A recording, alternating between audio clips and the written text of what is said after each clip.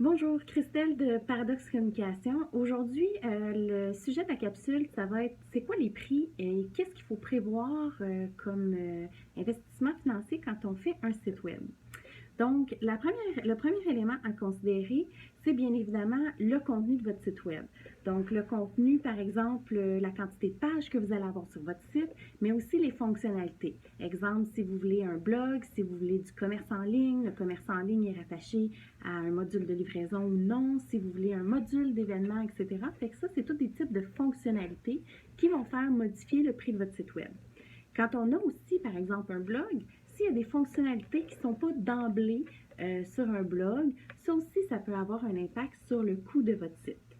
Par après, ce qu'on va évaluer, c'est la quantité de contenu. Est-ce que vous avez 4 pages ou 28 pages? Ces pages-là, ils sont construites comment? Est-ce qu'ils ont un petit texte où chacune de ces pages a beaucoup de contenu, puis il faut faire beaucoup de mise en page sur chacune de ces pages-là? Après ça, la traduction. Est-ce que le site est en anglais, en français, en 3 langues? Ça va être un élément qui va faire varier le coût. Donc, comment ça fonctionne? C'est qu'on évalue sur une banque d'heures approximative combien de temps qu'on pense que ça va nous prendre pour faire l'installation de ce site-là, l'entrée de contenu, vous guider à travers ça aussi, vous fournir les instruments pour que ça soit plus facile pour nous et pour vous de savoir de quoi va avoir l'air le site, etc. Bien évidemment, tout ce qui est en dehors, donc la construction du site va être basée sur quoi? Est-ce que c'est du sur-mesure ou si c'est un thème qu'on va utiliser sur WordPress, sur Joomla, sur Shopify, etc. Fait que c'est tous des facteurs qui vont influencer le prix. Mis à part ça, il y a beaucoup de choses qu'il faut penser aussi qui ne sont pas inclus d'emblée quand un fournisseur vous donne un prix sur un site web.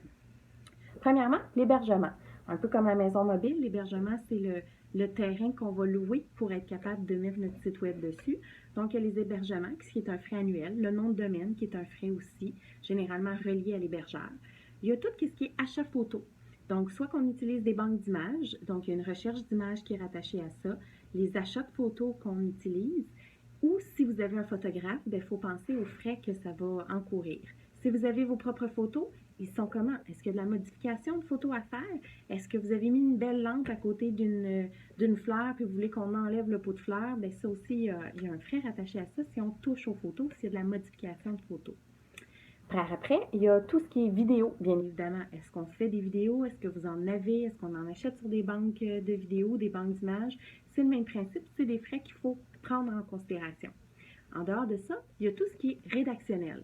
Donc, un peu comme nous, on vous livre une nouvelle maison. Donc, la charpente est là, les murs sont là, sont peinturés, tout est beau. On va vous placer les meubles à l'intérieur, mais les meubles, il faut les avoir. Donc, ça, c'est ce qu'on appelle la rédaction. Donc, soit qu'on travaille avec notre rédactrice à l'interne, on vous fait une soumission pour ça, puis c'est inclus. Ou sinon, ben, si vous nous fournissez les textes, ben, si vous travaillez avec un rédacteur de votre côté, ou si on fait la révision du contenu, parce que ça ne vient pas d'emblée. Au même titre que la traduction du site web. Si c'est un site qui est en bilingue, ce qui est inclus quand on fait l'évaluation, c'est bien évidemment la traduction de la structure, de la mise en page, mais le contenu, il faut le faire traduire. Tous les petits détails comme ça aussi au niveau design graphique.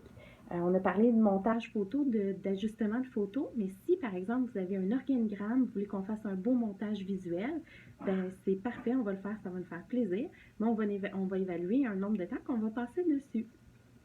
Ensuite, d'emblée, un site web, ça vient bien construit pour le référencement naturel, mais si on veut faire une campagne de référencement, il faut penser qu'il y a un coût attaché à ça, même si on part d'une certaine base. Donc, l'évaluation des mots-clés, s'assurer que le contenu les comprend bien, mettre les mots-clés dans chacune des pages, en plus de tous les éléments qu'on va faire dans la structure du site pour favoriser l'optimisation.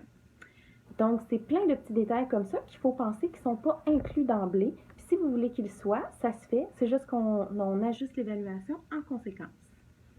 Bien évidemment, j'ai sauté l'étape où il y a tout ce qui est logo, création de page de médias sociaux. Exemple, vous n'avez pas de page Facebook, mais vous voulez que ça soit rattaché à votre site web.